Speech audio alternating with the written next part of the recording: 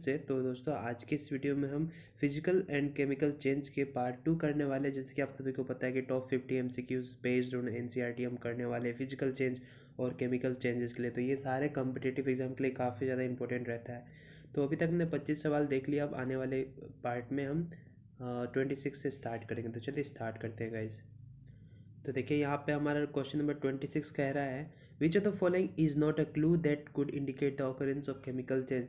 तो chemical change के लिए यहाँ पे कौन सा क्लू नहीं है, यानी कि यहाँ पे सारे ऑप्शन दिए गए हैं। विच of the following is not a clue that could indicate the occurrence of chemical change, यानी कि केमिकल चेंज की प्रॉपर्टी कौन सा नहीं है, ये आपको सवाल पूछा है। तो चेंज इन कलर, जी दोस्तों कलर चेंज होती है जब भी केमिकल चेंज होती है। Change in shape, change in shape, ठीक है, चेंज इन शेप की हम बात करें, नोट के बारे में बात किया जा रहा है, यानी कि शेप जो होती है दोस्तों केमिकल चेंज की ये प्रॉपर्टी नहीं, ये क्या है फिजिकल चेंज की प्रॉपर्टी होती है, ठीक है। और चेंज इन एनर्जी की हम बात करें तो एनर्जी, जी हाँ दोस्तों एनर्जी चेंज हो जाती है, क्योंकि आपको पता है एक्सोथर्मिक रिएक्शन जिसमें हीट इवॉल्व होती है, जैसे कि cooking of food is an example of chemical change. उसी प्रकार से चेंज इन ऑर्डर, जब आप कुकिंग ऑफ फूड जब बनाते हो तो वहाँ पे उसकी टेस्ट भी चेंज हो जाती है, ठीक है, ऑर्डर स्मेल वगैरह सब कुछ वहाँ पे चेंज हो जाती है। तो केमिकल चेंज की ये सारे क्लू है। लेकिन शेप की हम बात करें दोस्तों, जैसे कि आपको पता है फिजिकल प्रॉपर्टी, शेप क्या है, एक तरह का फिजिकल प्रॉपर्टी है, यानी कि किसी भी सपोज कि आप एक रबर ले लेते हो, उसको आप जब स्ट्रेच करते हो तो उसकी शेप में बदलाव आ जाता है, लेकिन जैसे आप उसे छोड़ते हो तो वापस वो अपने शेप को रिगेन कर लेता है। तो ये एक फिजिकल प्रॉपर्टी यानी कि फिजिकल चेंज का क्लू है, ना कि केमिकल चेंज का। तो ऑप्शन बी को आप यहाँ पे टिक आउट करेंगे। अगले सवाल की तरफ दोस्तों हम चलते हैं। तो यहाँ पे 27 नंबर पे कहा जा रहा है which property stage the same during physical and chemical change.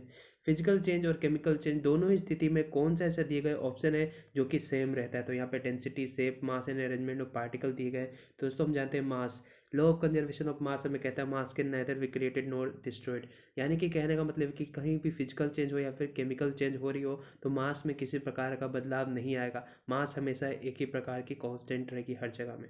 तो इस चीज़ को आप नोट आउट करिएगा, समझ के रखिएगा। अगला सवाल की तरफ बढ़ते हैं दोस्तों। तो यहाँ पे कहा जा रहा है in which of the following statement are incorrect. आपको यहाँ पे इनकरेक्ट स्टेटमेंट, ठीक है, तो दोस्तों आपको यहाँ पे इनकरेक्ट स्टेटमेंट को चूज करनी है। तो यहाँ पे स्टेटमेंट 4 दिए गए, यहाँ से इनकरेक्ट आपको पॉइंट आउट करनी है। तो यहाँ पे कहा जा रहा है मैंने candle burns both physical and chemical changes take place. तो कहा जा रहा है जब भी मोमबत्ती जलती है तो यहाँ पे फिजिकल केमिकल दोनों प्रकार के चेंजेस देखने को मिलते हैं। जी हाँ दोस्तों, जब कैंडल बर्न होती है तो आपको पता होती है मोम पिघल करके लिक्विड के फॉर्म में बन जाता है, लेकिन जब इसको हम कूल करेंगे थोड़े टाइम बाद देखेंगे तो वापस से वो जो लिक्विड जो नीचे जा करके गिर चुकी है वो वापस से सॉलिड के फॉर्म में बन जाएगी, वो वापस से मोम बन चुकी है, उसको आप दोबारा यूज़ कर सकते हैं, है कि नहीं। तो वो फिजिकल प्रॉपर्टी को शो कर रहा है। अगर जो यही केमिकल प्रॉपर्टी की हम बात करें, केमिकल में क्या होती है एनर्जी उत्पन्न हो जाती है, ठीक है, यानी वहाँ पे आपको देखने को क्या मिलेगा, हीट इवॉल्व हो जाएगी। जैसे कि आपको पता है कैंडल को हम जलाते हैं तो वहाँ से हीट निकलती है, कार्बन डाइऑक्साइड बाहर आते हैं, ठीक है, हीट निकल रही होती है, एनर्जी निकल रही होती है। तो ये क्या है, एक तरह का केमिकल चेंज है, यानी कि जैसे ही वो मोमबत्ती को हम पूरा जला देंगे तो कुछ अमाउंट ऑफ मोम बस बचेगी, बाकी सब एज ए फ्लूइड के एज ए फ्यूल के तौर पे जल जाएगी, है कि नहीं। तो ये बर्निंग ऑफ ए कैंडल बहुत फिजिकल एंड केमिकल चेंज इसके अंदर आती है। अगला देखते हैं ऑप्शन बी पे, यहाँ पे कहा जा रहा है anaerobic bacteria digest animal waste and produce biogas. कहा जा रहा है कि एनएरोबिक बैक्टीरिया, एनएरोबिक बैक्टीरिया से आप क्या समझते हो, those bacteria who lives without oxygen. जो बैक्टीरिया ऑक्सीजन के बिना सर्वाइव कर लेती है उसको एनएरोबिक बैक्टीरिया कहते हैं, और जो बैक्टीरिया ऑक्सीजन के साथ रहते हैं उसको हम एरोबिक बैक्टीरिया कहते हैं। तो एनएरोबिक बैक्टीरिया क्या करती है दोस्तों, बायोगैस प्रोड्यूस करवा देती है एनिमल के वेस्ट से। जैसे कि आपको पता है दोस्तों काउ डंग के बारे में हम बात करते हैं तो आपको पता है काउ की डंग जिसको हम हिंदी में गोबर कहते हैं, तो गोबर से बायोगैस प्रोड्यूस करवाए जाते हैं कि नहीं। जैसे कि आपने पढ़ा होगा गोबर गैस जिससे इलेक्ट्रिसिटी भी प्रोड्यूस किया जा सकता है, ठीक है। तो ऑप्शन बी भी यहाँ पे बात करें तो सही स्टेटमेंट है। अगला देखते हैं यहाँ पे ship suffer a lot of damage through they are not painted. Ship के मतलब आप समझ रहे हैं दोस्तों, बड़े बड़े नाव जो होते हैं उसको पेंट अगर जो आप नहीं करेंगे तो बहुत ज़्यादा डैमेज हो जाती है, आपको इस ऑप्शन में कहा जाए तो। जी हाँ दोस्तों, शिप जो रहती है आपको पता है नीचे वाली हिस्सा जो रहती है वो पानी के साथ हमेशा कांटेक्ट में रहती है, एंड आपको पता है कि पानी के कांटेक्ट में जब भी कोई सब्सटेंस आती है तो उसमें डैमेज होने की काफ़ी ज़्यादा चांसेस हो जाती है कि नहीं। वहाँ पे डिके होना स्टार्ट हो जाता है क्योंकि वहाँ पे कांस्टेंट सनलाइट प्रोवाइड नहीं होते, वहाँ पे रोशनी प्रोवाइड नहीं होते, तो वहाँ पे वो चीज़ की सड़न होनी बहुत ही नॉर्मल सी बात है। तो यहाँ पे क्या किया जाता है, तो उस पार्टिकुलर एरिया को जो पानी के अंदर टच हो रही होती है उसको अच्छे से पेंट कर दिया जाता है। पेंट करने से क्या होता है कि लकड़ी जो वुडन ब्लॉक है वो डायरेक्टली एक्सपोज नहीं होते वाटर के साथ। तो यहाँ पे ये एक तरह का प्रिवेंशन की तरह काम करता है, ठीक है, प्रिवेंट करता है उसको डैमेज होने से। तो इसलिए पेंटिंग करना बहुत ज़्यादा इंपॉर्टेंट रहता है जो भी एरिया में पानी लगती है। जैसे कि आपको पता हो कि आपने घर में जो आपकी कुर्सियाँ होते हैं, ठीक है, लकड़ी की कुर्सी की बात किया जाए उसको भी पॉलिश एंड पेंटिंग कर दिया जाता है ताकि वो वहाँ पे डैमेज ना हो, सरे ना, ठीक है, डिके ना हो। अगले देखते हैं यहाँ पे stretching of rubber band is not a physical change. Physical change के बारे में बात किया जा रहा है कि एक रबर है उसको आप स्ट्रेच कर रहे हो तो वो फिजिकल चेंज नहीं। तो दोस्तों यही तो यहाँ पे सवाल है जो कि इनकरेक्ट है, यही ऑप्शन है जो इनकरेक्ट है। क्योंकि हमने देखा दोस्तों stretching of rubber is best example for a physical change. Physical change के लिए बहुत ही अच्छी उदाहरण दी जाती है कि फिजिकल चेंज के एक उदाहरण दीजिए, तो यही कहा जाता है कि एक रबर को आप स्ट्रेच कर दो फिर उसको आप वापस छोड़ोगे तो वो अपने पोजीशन को गेन कर लेता है। तो ये एक फिजिकल चेंज की बहुत ही परफेक्ट एग्जाम्पल है। लेकिन यहाँ पे कहा जा रहा है आपको कि stretching of rubber is not a physical change, तो जी नहीं, ये गलत बात है। तो यहाँ पे ऑप्शन डी को आप यहाँ पे करेक्ट करेंगे क्योंकि आपको यहाँ पे पूछा गया इनकरेक्ट स्टेटमेंट।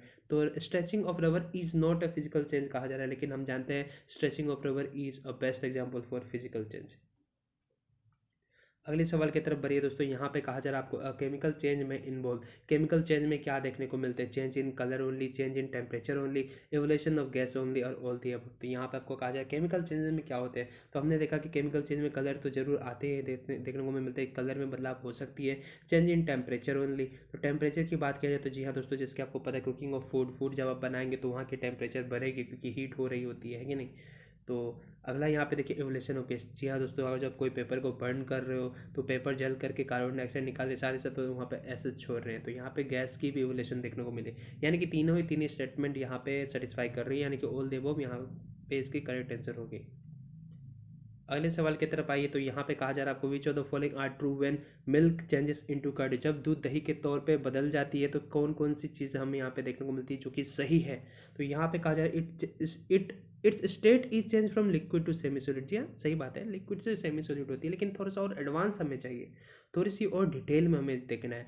तो आगे ऑप्शन की तरफ बढ़ते, it changes colour and it changes taste. तो क्या दूध से दही जो बनता है मिल्की कलर की होती है, तो क्या दही आपकी येलो कलर की हो जाती है, फिर रेड हो जाती है, ऑरेंज हो जाती है? ठीक है, तो यहाँ पे कहा जा रहा है it changes colour and it changes taste. क्या यहाँ पे कलर भी चेंज होती है, टेस्ट तो चेंज होती है, जी हम जानते हैं, लेकिन कलर चेंज क्या? दूध से दही जो बन रही, क्या कलर आपने देखा है कि दूध मिल्की कलर की होगी तो दही आपकी जो बन रही वो ऑरेंज कलर की बन रही हो?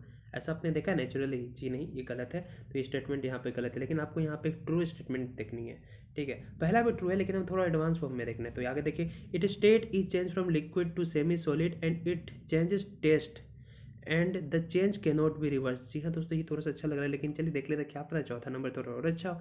तो यहाँ पे देख रहे हैं चौथे नंबर ऑप्शन पे आते हैं, it state is change from liquid to semi solid and it changes colour. तो दोस्तों यहाँ पे वही फिर मिला जुला करके ऑप्शन बी वाला बात आ गया कि यहाँ पे देखा जा रहा है कि लिक्विड से सेमी सॉलिड तो बन जा रहा है, लेकिन इसमें कलर में भी बदलाव है। तो दोस्तों कलर कहाँ से, हमने तो दही खाया है, ऐसा तो कुछ कलर चेंज होती नहीं है, तो इसको हम काट देते हैं। तो आगे हमारे पास जो एडवांस फॉर्म में जो बच रहा है दोस्तों ऑप्शन सी बच रहा है। यहाँ पे कह रहा है it states is change from liquid to semi solid. जी हाँ दोस्तों, लिक्विड रहती है लैक्टोबैसिलस के मदद से। लैक्टोबैसिलस बैक्टीरिया है जो कि दूध को दही बना देता है कि नहीं, उसके कारण वो थोड़ी सी सेमी सॉलिड जैसे बन जाती है। दही आपको पता है ना लिक्विड ही नहीं होती, थोड़ी सेमी सॉलिड जैसे बन जाती है। क्यों? क्योंकि उसके अंदर जो बैक्टीरिया लैक्टोबैसिलस काम कर जाता है, ठीक है। और इसी के अंदर दोस्तों बात किया जाए, इट चेंजेस टेस्ट, इसके टेस्ट में बदलाव हो जाता है। जिसके दूध अगर जो मीठा है तो लैक्टोबैसिलस के होने के कारण वहाँ पे लैक्टिक एसिड बना देता है वो बैक्टीरिया। तो जो लैक्टिक एसिड बनती है उसकी टेस्ट थोड़ी सी खट्टापन जैसे आती है कि नहीं। तो खट्टापन जैसे टेस्ट आए तो जी हाँ दोस्तों, टेस्ट तो बदलाव हो गई।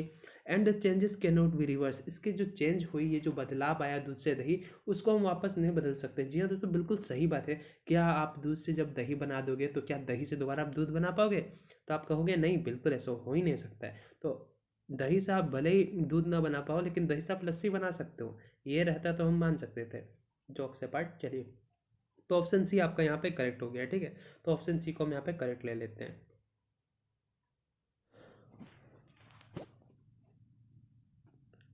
तो आइए दोस्तों अगला सवाल देखते हैं, consider the following sentences and choose the correct one. आपको यहाँ पे सारे सेंटेंस को कंसिडर करके करेक्ट वन को चूज़ करना है। तो यहाँ पे कहा जा रहा है making sugar solution is a physical change. जी हाँ दोस्तों, शुगर की सोल्यूशन जो हम पानी में बनाते हैं वो एक तरह की फिजिकल चेंज है, ठीक है। आगे यहाँ पे देखते हैं option B, a physical change is generally reversible. जी हाँ, फिजिकल चेंज रिवर्सेबल हो सकती है, या हम ये जानते हैं कि नहीं।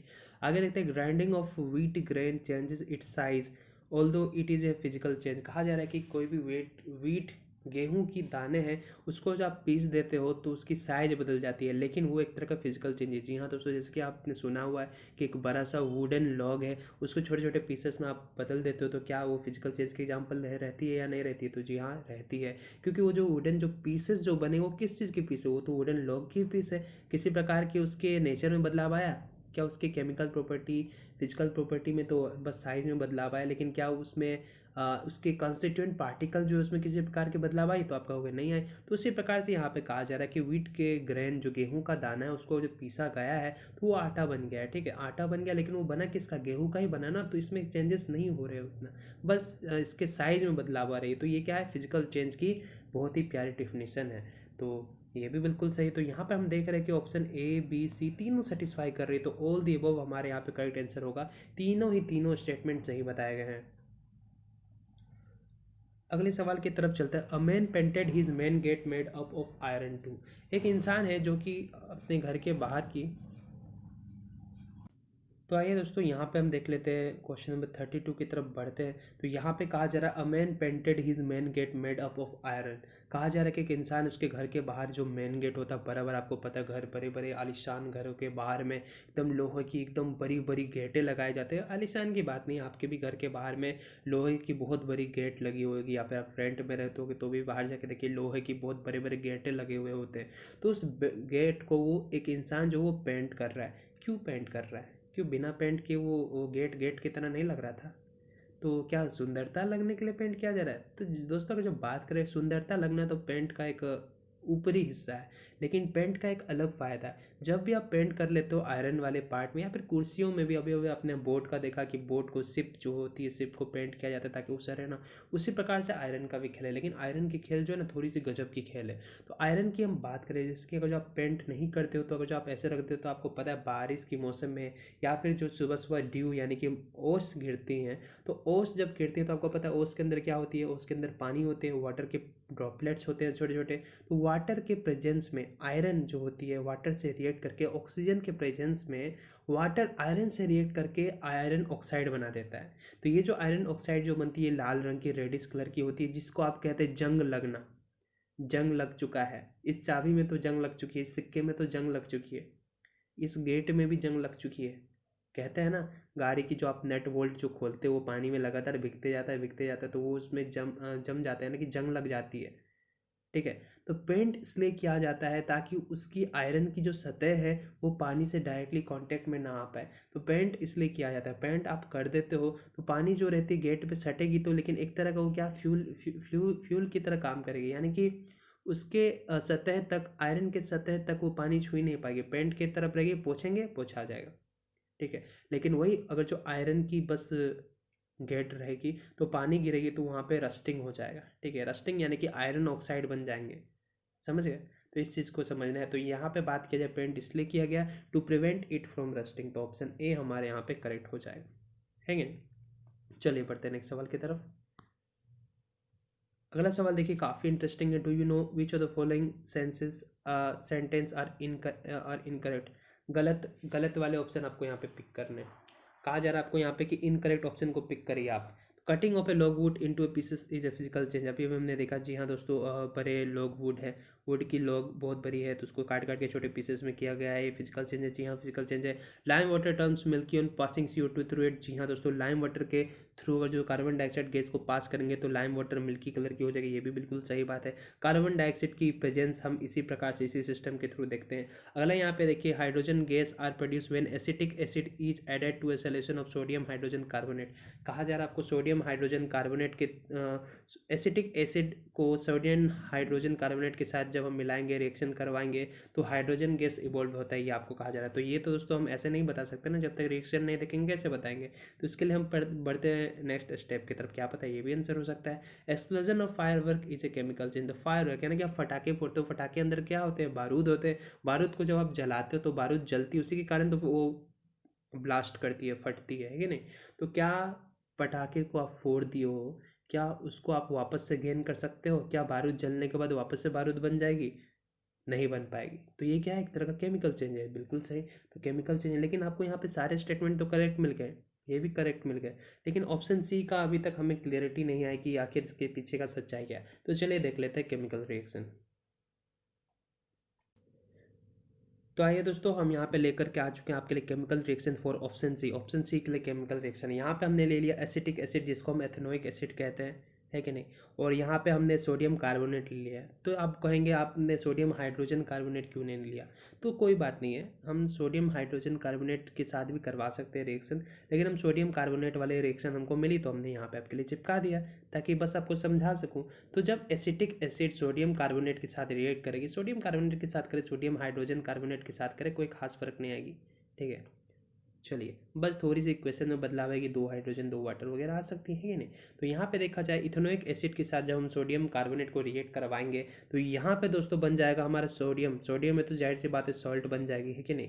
तो यहाँ पे जो हमारा सॉल्ट जो बन रहा है, ये हमारा एसिटेट सॉल्ट बन रहा है, यानी कि सोडियम एसिटेट बन रहा है। प्लस आप यहाँ पे देखेंगे गैसेज यहाँ पे बन रहे कार्बन डाइऑक्साइड, प्लस यहाँ पे वाटर आ रहा है। तो यहाँ पे ऑप्शन में क्या कहा गया था, हाइड्रोजन गैस प्रोड्यूस कहा गया था। क्या हाइड्रोजन गैस आपको यहाँ पे दिख रही है? नहीं दिख रही है। हाइड्रोजन तो यहाँ पे वाटर में कन्वर्ट हो गई है कि नहीं। यहाँ पे जो गैस बन रहा है वो कार्बन डाइऑक्साइड बन रहा है, CO2, ठीक है। तो यहाँ पे जो गैस बन रही है क्या बन रही है, कार्बन डाइऑक्साइड बन रही है। तो ऑप्शन सी हम देखते हैं दोस्तों, यही इनकरेक्ट सेंटेंस है। यार आपको ढूंढना क्या था, इनकरेक्ट ही ढूंढना था ना, आपको ढूंढना इनकरेक्ट ही था। तो इनकरेक्ट आपको यहाँ पे मिल चुका है, तो सेटिस्फाई हो चुके हैं आप। चलिए बढ़ते हैं नेक्स्ट सवाल की तरफ। तो आइए अगले सवाल की तरफ चलते हैं। पहली mother made a concentrated sugar syrup by dissolving sugar in hot water on cooling crystal of sugar got separated, this indicate. तो आपको कहा जा रहा है कि पहले की माँ है जो किसी एक प्रकार की इन्होंने सोल्यूशन बनाया है, ठीक है, शुगर की सोल्यूशन बनाई है गर्म पानी में मिला करके। जब उन्होंने उस गर्म पानी को ठंडा किया तो देखा उन्होंने कि शुगर की क्रिस्टल जो होती है वो सेपरेट हो चुकी है। तो क्या इंडिकेट कर रहा है? तो हमने देखा कि जब कोई भी चीज़ रिवर्स हो रही है, यहाँ पे जो चीज़ें हो रही है वो क्या हो रही है, रिवर्स हो रही है। क्योंकि पहले शुगर को डिजोल्व करवाया गया वाटर में, फिर जब कूल किया गया तो शुगर के क्रिस्टल बाहर हो गए। तो यानी कि रिवर्स हो रहे हैं प्रोसेस। तो ये किस चीज़ को सेटिस्फाई कर रहा है, ये कर रहा है आपको फिजिकल चेंज, फिजिकल चेंज को। तो फिजिकल चेंज को कर ही रहा है, आपने देखा कि रिवर्स हो रही है। तो physical change that can be reverse, तो ऑप्शन ए आपका यहाँ पे करेक्ट हो रहा है। आइए एक और सवाल देख लेते हैं। Consider the following sentences and choose the incorrect one. तो आपको इस ऑप्शन में से यहाँ पे फिर से इनकरेक्ट ऑप्शन ही चूज करने को कहा जा रहा है। तो यहाँ पे कहा जा रहा है cooking causes breakdown of complex molecule of carbohydrate fat and protein into simpler molecule, यानी कि स्मॉलर मोलिकुल। कहा जा रहा है कि जब भी आप किसी प्रकार की कुकिंग करते हैं तो वहाँ पे जो कॉम्प्लेक्स मॉलिक्यूल्स जो होते हैं उसको जब आप कुक करते हो तो छोटे छोटे स्मॉलर पार्टिकल में वो ड्रॉप हो जाता है कि नहीं, कन्वर्ट हो जाता है। तो यही आपको यहाँ पे कहा गया था, जो कि एक सही स्टेटमेंट है। आगे देखते हैं। Rusting is a reddish brown flaky substance that forms on the surface of any substance. क्या ऐसा होता है? क्या एनी सब्सटेंस में रस्टिंग देखने को मिलता है? नहीं, नहीं मिल सकता है, क्योंकि रस्टिंग हमने देखा आयरन के फॉर्म में होती है। क्योंकि जब रस्टिंग होता है ऑक्सीजन के मदद से वाटर के ड्रॉपलेट के प्रेजेंट में आयरन क्या कर देता है, एक आयरन ऑक्साइड बना देती है, तो वो हमें रस्टिंग बतलाती है। अगला ऑप्शन की तरफ चलते हैं। तो chemical change is permanent and irreversible changes. क्या केमिकल चेंज परमानेंट और इरिवर्सिबल चेंज होती है? तो जी हाँ दोस्तों, केमिकल चेंज क्या होती है, एक तरह का इरिवर्सिबल चेंज है, यानी कि केमिकल चेंज को हम कभी भी रिवर्स नहीं कर सकते। अगला ऑप्शन देखते हैं डी ऑप्शन की तरफ। तो यहाँ पे कहा जा रहा है cooking is regarded as decomposition reaction. क्या कुकिंग डिकम्पोजिशन रिएक्शन के अंदर आता है? तो जी हाँ दोस्तों, डिकम्पोजिशन रिएक्शन के अंदर एक पार्ट होता है जिसको हम कहते हैं थर्मल डिकम्पोजिशन रिएक्शन, क्योंकि वहाँ पे हीट के एवोल्यूशन हमें देखने को मिल रहा है। तो ये कुकिंग जो होती है डिकम्पोजिशन रिएक्शन के अंदर आ रही है, साथ ही साथ यहाँ पे थर्मल डिकम्पोजिशन रिएक्शन के अंदर आ रही है। दोस्तों बस ये था आज के हमारे पार्ट में, हमने 10 सवाल देखा। उम्मीद है आपको पसंद आया होगा। तो वीडियो पसंद आए तो वीडियो को लाइक करिएगा। आपने अभी तक चैनल को सब्सक्राइब नहीं किया तो सब्सक्राइब करिएगा। एंड हाँ, सब्सक्राइब के बगल में आपको एक ज्वाइन बटन दिख रहा होगा, तो उस ज्वाइन बटन को दबाइए एंड आप वहाँ से हमारे मंथली मेम्बरशिप ले सकते हो। तो चलिए दोस्तों, मिलते हैं नेक्स्ट वीडियो में, तब तक के लिए बाय बाय, टेक केयर।